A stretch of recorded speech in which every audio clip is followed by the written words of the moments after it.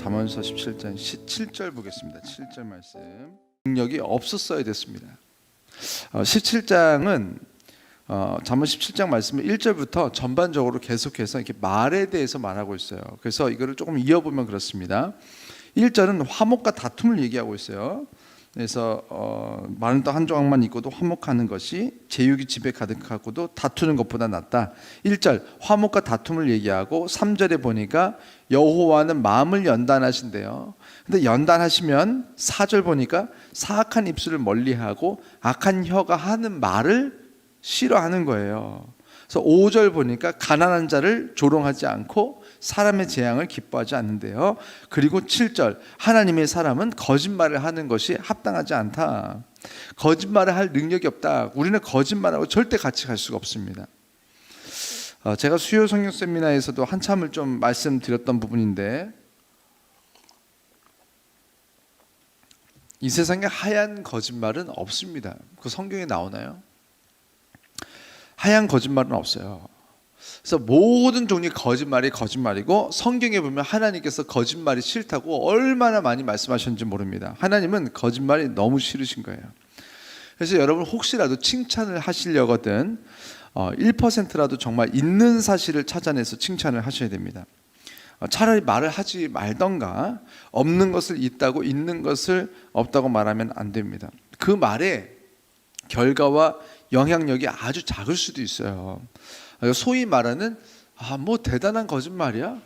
대단한 거짓말 아니잖아. 별 거짓말 아니잖아. 사실 이런 것들이 있어요. 그 결과는 진짜 별거 아닐 수가 있어요. 그 결과는요 사실은요 큰 문제가 아닐 수도 있어요. 그런데 왜 이 거짓말, 이 작은 거짓말 엎어주는 것을 하는 분이 바로 우리 하나님께서 하신 거예요. 지금 영상이 안 나가고 있죠? 나가기 시작하면 다시 동그라미 해주시고.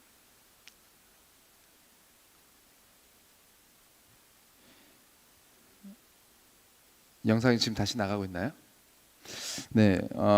그래서 그 사랑해야 우리는 상대방의 허물을 그때 비로소 덮을 수 있기 시작할 수 있습니다. 그래서 상대방의 허물을 덮으면 상대방의 허물이 보이지 않는 거예요. 이것은 놀라운 능력입니다. 상대방의 허물을 잊어버리는 것. 여러분 우리는 많은 것들을 이미 잊어버리고 삽니다. 대부분 잊어버리는 것은 은혜죠. 은혜. 우리가 받았던 은혜는요 너무너무 잘 잊어버려요. 너무 쉽게 잘 잊어버려요. 그런데 우리가 그렇게 잘 잊어버리면서 평소에 살았으면서도 우리가 잊어버리지 않고 사는 많은 것들이 뭐냐면 대부분 상대방의 허물입니다. 그리고 가장 가까운 사람들의 허물을 우리가 가장 잘 잊어버려요. 그런데 히브리서 8장 12절을 보면 이렇게 나옵니다. 히브리서 8장 12절 내가 그들의 불의를 긍휼히 여기고 그들의 죄를 다시 기억하지 아니하리라 하셨느니라. 하나님께서 우리의 죄를 다시 기억하지 않겠다. 뭐냐면 우리는 능력이 있거나 없거나 뭐 이렇게 해가지고 누군가의 죄를 잊어버리기도 하고 기억하기도 하고 은혜를 기억하기도 잊어버리기도 하잖아요. 자 보세요. 완전하시고 가장 온전하시고 모든 능력을 가지고 계신 그 하나님의 능력이 뭐냐면 죄를 다시 기억하지 않는 거예요. 그래서 나중에 물어보는 거예요. 하나님 제 죄가 기억나세요? 하나님 저 사람의 죄가 기억나세요? 하나님은 대답하시는 거예요. 나는 기억이 안 난다. 나는 그 사람의 죄가 기억이 안 난다는 거예요. 요즘에 제가 이제 청년들을 한 18년 19년 하다 보니까 이 결혼을 생각할 때 젊은 사람들이 이렇게 연애를 시작하거나 아니면 결혼을 결정하거나 이렇게 할 때 어떤 생각을 많이 하냐면 상대방을 서로 독점하기로 서로 계약하는 것, 이 정도로 서로 이해하는 젊은 사람들이 많아요. 이 한 가지뿐은 아니지만 이제 여러 가지 중에서 특별히 남자들 같은 경우는 결혼을 생각하면 이런 독점적인 이런 성관계를 먼저 떠올리고, 여자들은 결혼을 생각하면 이 남자를 통해서 내가 얻게 될 재정적이고 경제적인 안정감부터 먼저 떠올립니다. 뭐냐면 결국엔 다 자기 유익을 떠올리는 거예요. 자기 유익을 떠올리면서 결혼을 시작하는 것이고, 그러니 결혼 생활이 어려운 것이 당연한 것입니다. 그 결혼 생활은 어려워야만 합니다. 그렇게 자기 유익을 위해서 이기적으로 결혼을 해놓고 그리고 나서도 결혼 생활이 어렵지 않다면 그때는 정말 우리가 회개할 기회도 오지 않는 거예요. 결혼 생활이 어려워서 괴롭고 죽겠어야 돼요. 그래야 하나님 앞에 회개하고 돌이키고 그때 하나님께 매달리다가 하나님을 만나고 성령 받고 성령 충만해지면 그때 다시 결혼 생활이 행복해지는 것을 보면서 하나님을 떠나면 안 되는구나, 하나님을 닮은 그런 사랑을 해야 되는구나, 그것을 그때 비로소 깨달을 수 있지 않겠습니까?